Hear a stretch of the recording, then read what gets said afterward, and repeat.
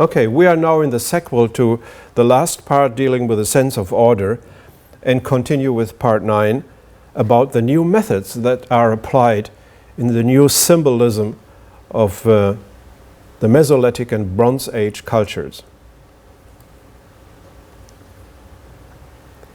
We can subdivide these methods into 3 major approaches. One is dealing with space, one is dealing with memory, and another one is dealing with time. Regarding space, we have already seen the method is based on geometry and astronomy. Regarding memory, we had seen in former times that the way to transport memory was by paintings. Now we have something radically new, the emergence of writing. And talking about time, we have 2 new methods, which are the calendar and the story of genealogy. So we have already seen the symbol of the center, which is a major scheme and pattern to represent spatial organization. And just to recall that, we have seen that with the temple constructions of Göbekli Tepe and the Cheops pyramid and many others.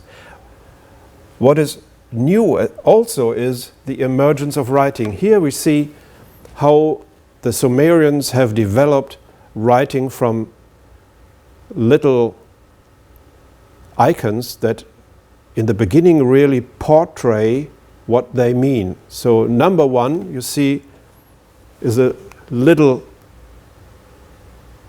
contour of a head, pretty similar to what we have seen, for example, in the lion's head and the bull's head of Paleolithic painting, but it's isolated here. Later on it gets, turned about 90 degrees, and by going from step 2 to step 3, you see how it is abstracted, and then the method of representing it is changed. So here it is sort of engraved, and from here on it is imprinted into clay tablets by little tools that give this particular shape. And that is why it is called cuneiform. If we know what the origin is, 2 via 3 to 4, we faintly recognize that it represents a head. Like in our writing, when we see the A, the first letter of the alphabet, if we turn it upside down, it still resembles a bull's head. It's like a V shape with the 2 horns and the top of the skull. But you must really know it, you don't usually see it. But you see here, it's a sequence of abstraction, and from here to position 7, it loses all resemblance to the origin. And that's how writing was invented. Later on, a Sumerian clay tablet, it's usually written in this soft clay, not scratched into stone. That's what it looks like. It's columns reading from left to right, piece by piece. Each enclosure represents a single word. And it was used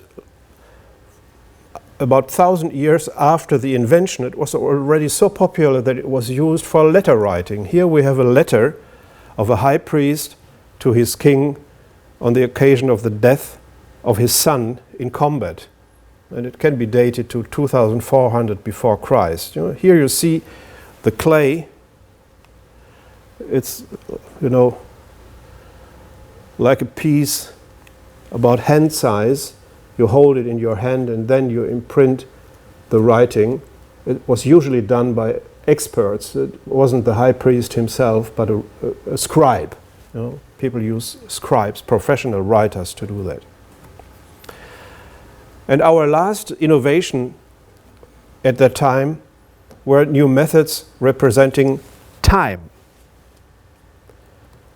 It's something that is familiar to us, but it was invented in Mesopotamia at that time, and then spread all over the region, and we have inherited that until today.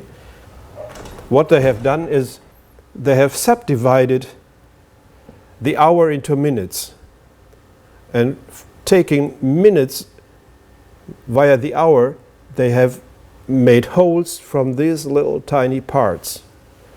So the ouche, which is an equivalent to our minute, taken from an astronomical, they didn't have clocks, so they used astronomical devices to subdivide the minute or the hour. And so they used already 60 minutes to make an hour. They used 24 hours to make a day. Actually, what they did is that the hour at Babylonian times were 2 hours, so it was a double hour. So they had 12 double hours, summing up to make a day. When you take 7 days, you have a week. We still have an echo of this basic, ordering of time when we go to the beginning of the Bible, where the story of creation is told that it has taken place within 7 days. And you take the days again to build up a month, by 30 days making 1 month. And you take the months to make up a year, which is roughly about 12 months, make a year. And we have every once in a while you have to add a little extra day. And we do the same until today. So in some years February is 27, in other years it's 28 days. And when you put years and years and years together, what you get then is history. This is something that has been invented about the same time, not only in Babylonia, Mesopotamia, also in India. We have in India a huge arrangement of 24,000 years that make a big circle, a time movement that goes round and round, so things keep repeating each other. You have the same when you go to the Maya culture. You have a calendar that is extended over thousands and thousands of years. And so we do not only have a symbolism of space, a new way of communication by writing, but we also have a new idea how to organize time over thousands and thousands of years. And that brings me to my next point, which is how is writing used to represent these ideas? So what is the result of using writing to put down the stories is something that we have until today. It is the creation of literature. And the first kind of literature is what we call mythology. One famous example that we know in detail as a calendar is that one from India, which is constructed as a big circle of 24,000, more than 24,000 years.